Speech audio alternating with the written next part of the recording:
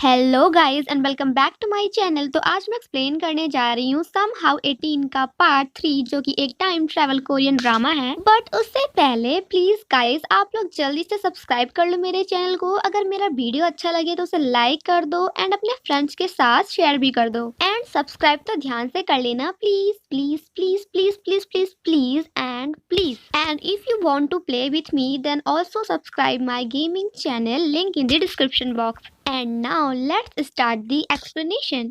Me like a Hellcat.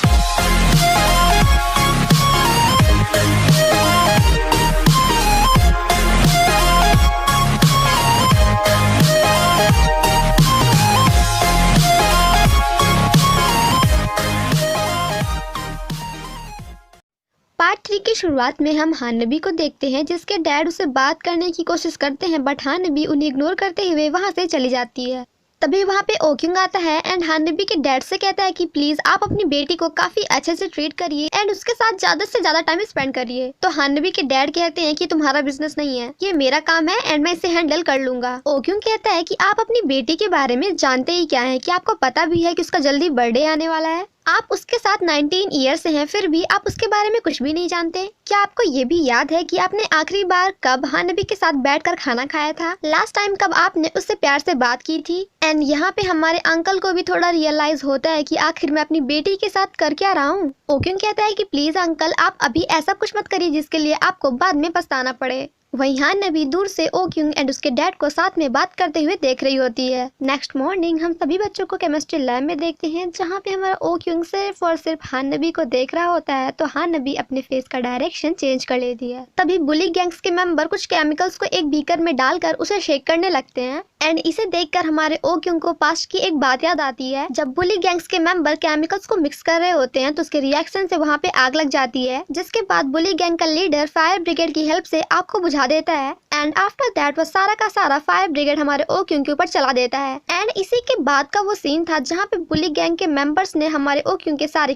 कपड़े छीन लिए थे। जैसे ही ओक्युंग को ये सारी बातें याद आती हैं तो वह बुली गैंग के मेंबर्स को केमिकल को शेक करने से मना कर देता है एंड कहता है कि अगर तुम ऐसा करोगे तो यहाँ पे आग लग जाएगी। एंड आग का नाम सुनते ही वो तीनों बिल्कुल डर जाते हैं एंड उस केमिकल को शेक करना बंद कर देते हैं। एंड ये सब देखकर हमारा ओक्युंग काफी ज्यादा स्माइल करता है। लेकिन तभी हानबी के टेबल में उस केमिकल के रिएक्शन के कारण आग लग जाती है जिसे देखकर हमारी हानबी बिल्कुल शॉक्ड हो जाती है। एंड आग देखने के बाद हमारी हानबी को एक्सीडेंट वाली बात याद आ जाती है एंड जिसके कारण वह बिल्कुल शॉक्ड हो जाती है एंड काफी डर जाती है एंड देन रोते हुए वहां से बाहर चली जाती है। देन अगेन प्रेजेंट में भी बुली गैंग का लीडर फायर ब्रिगेड की हेल्प से आग को बुझाता है। देन अगेन वह फायर ब्रिगेड ओक्युंग के ऊपर चला देता है बट ओक्युंग को ये सारी बातें पता थी तो ओक्युंग हमारा साइड हो जाता है एंड सारा का सारा फायर ब्रिगेड जाके लगता है हमारे ओक्युंग के बेस्ट फ्रेंड को। देन नेक्स्ट सीन में हम ओक्युंग एंड उसके बेस्ट फ्रेंड को वॉशरूम में देखते हैं जहाँ पे उसका बेस्ट फ्रेंड अपने कपड़े चेंज कर रहा होता है क्योंकि उसके सारे कपड़े खराब हो गए होते हैं। एंड देन कहता है कि ये सब सिर्फ और सिर्फ हानबी के कारण हुआ है क्योंकि उसी ने मुझे अपना ग्रुप चेंज करने के लिए बोला था क्योंकि वह तेरे बगल में नहीं बैठना चाहती थी। तो ओक्युंग कहता है कि हाँ नबी मैं तो उसके बारे में भूल ही गया। एंड देन उसे याद आता है कि पिछली बार जब मैं इस इंसिडेंट के बाद छत पे सुसाइड करने गया था तो मुझे हाँ नबी वहीं पे मिली थी।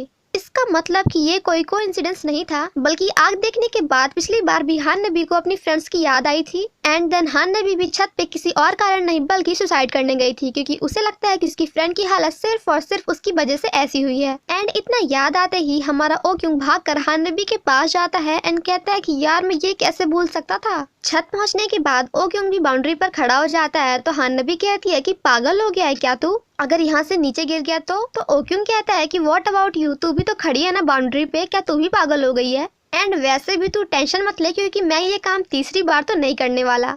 एंड देन ओक्युंग हानबी से सेम क्वेश्चन करता है कि क्या तूने अपनी पॉन डिलीट कर दी है?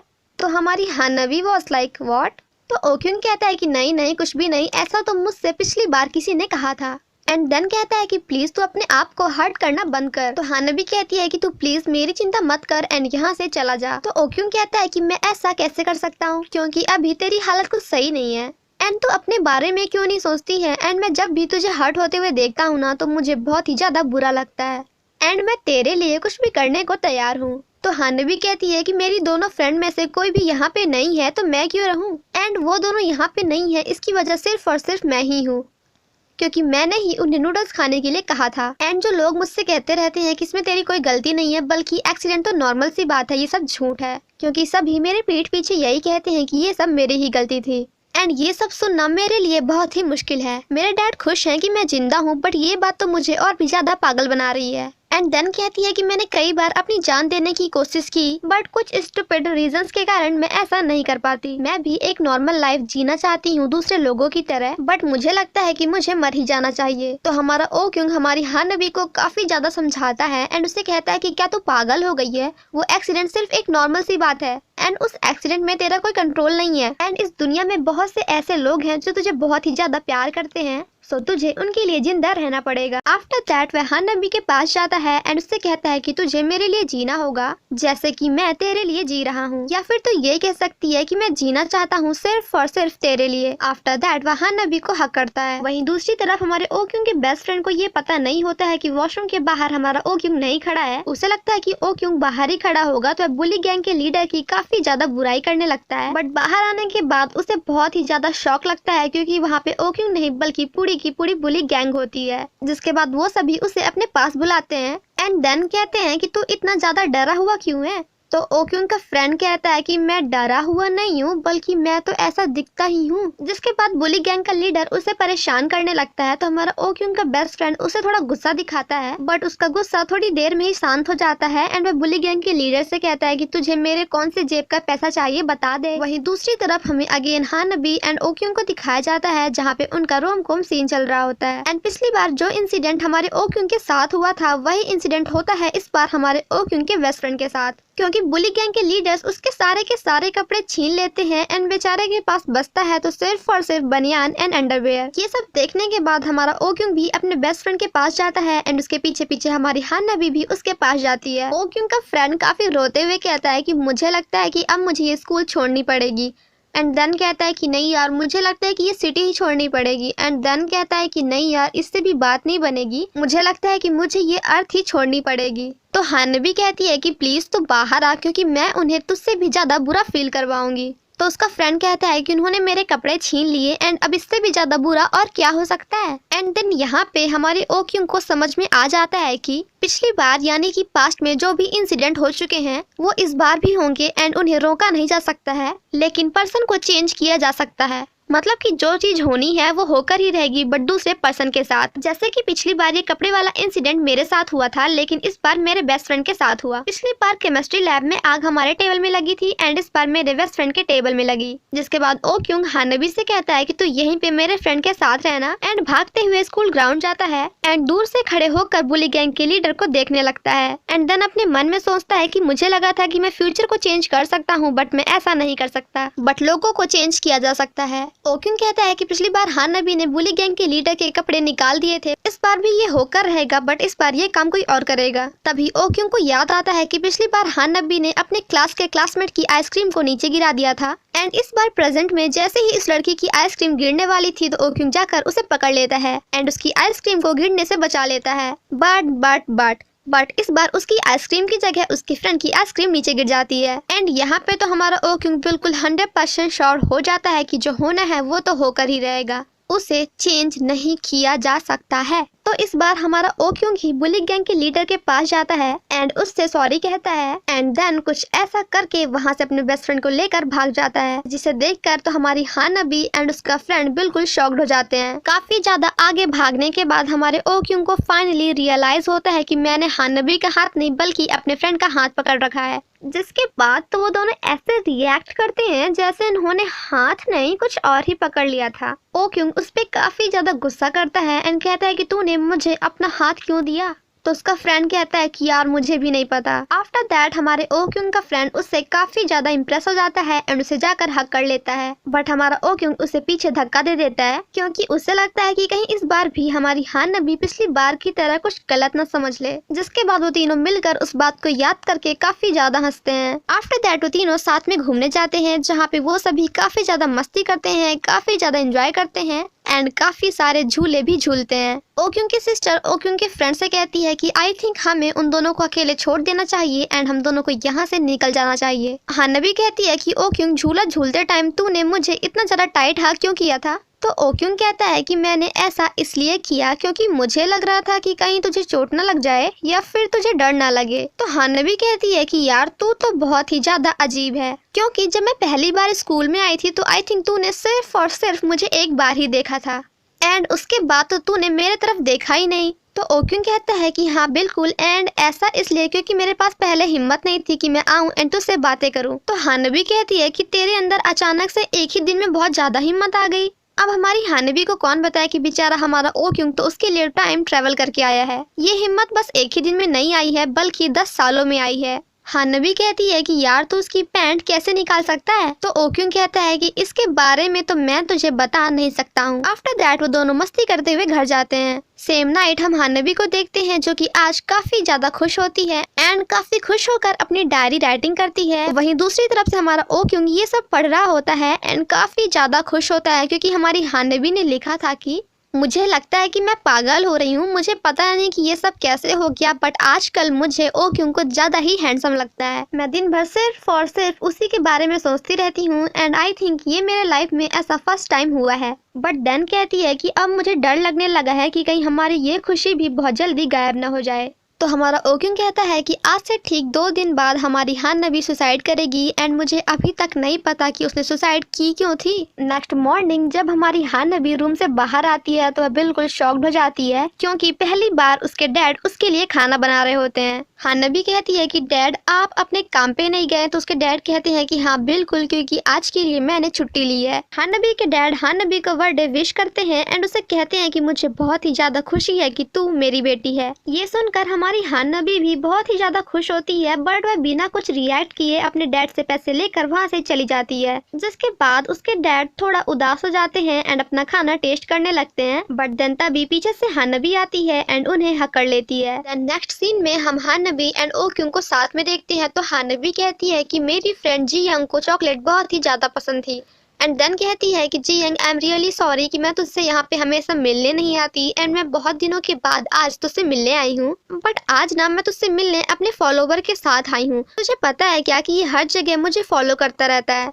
तो ओक्युंग कहता है कि फॉलोवर, मैं तो तेरा बॉयफ्रेंड हूँ ना।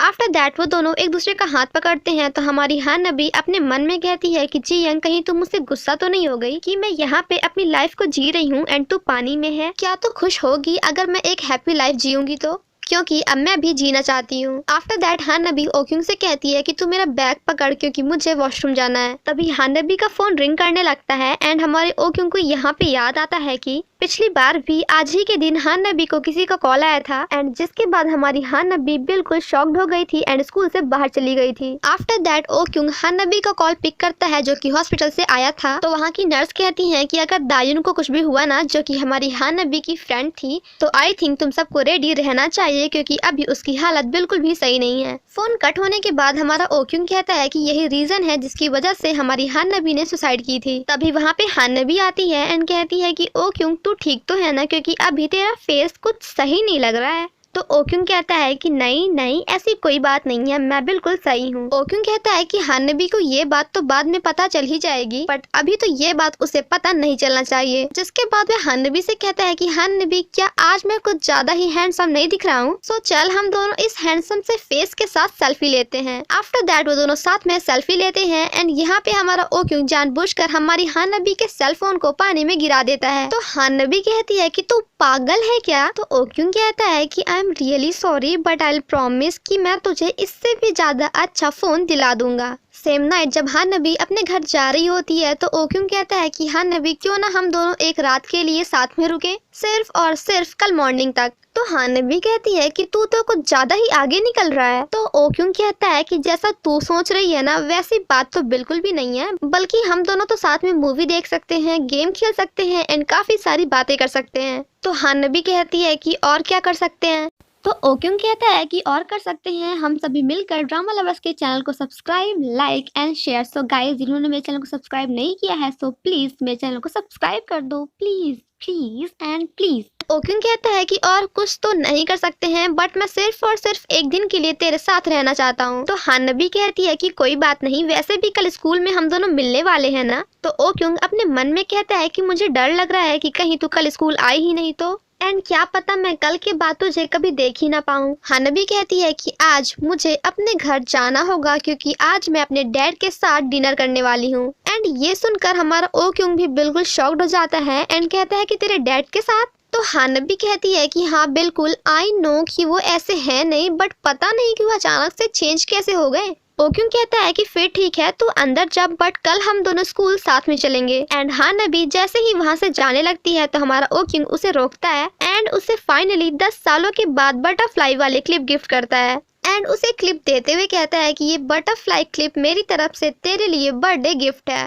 तो हानबी कहती है कि तुझे कैसे पता कि आज मेरा बर्थडे है। तो ओक्यूंग कहता है कि मुझे कैसे पता नहीं होगा, मैं तेरा स्टॉकर जो हूँ। हानबी उस क्लिप को देखने लगती है तो ओक्यूंग कहता है कि क्या तुझे ये क्लिप पसंद नहीं आई। तो हानबी कहती है कि यार बॉयज कितना सिंपल होते हैं ना, मतलब कि एक बटरफ्लाई क्लिप और कुछ भी नहीं। तो ओक्यूंग कहता है कि हानबी का मतलब ही होता है ना बटरफ्लाई, इसलिए मैं तेरे लिए बटरफ्लाई क्लिप लेकर आया हूँ। आफ्टर दैट ओक्यूंग हानबी के बालों में बटरफ्लाई क्लिप लगाता है एंड देन अपने मन में कहता है कि यार मुझे इस क्लिप को देने में पूरे के पूरे 10 साल लग गए। थोड़ा आगे आने के बाद हमारी हानबी अगेन पीछे जाती है एंड ओक्यूंग को किस करते हुए कहती है कि ये मेरा गिफ्ट था। एंड देन हानबी वहां से जाने लगती है तो इस बार हमारा ओक्यूंग उसे रोकता है एंड कुछ ऐसा करता है। इसी के साथ हमारा पार्ट 3 यहीं पे खत्म हो जाता है। Thank you so much guys for watching my explanation. Stay safe and healthy, bye bye. और हाँ, पार्ट 4 के लिए स्टे ट्यून्ड।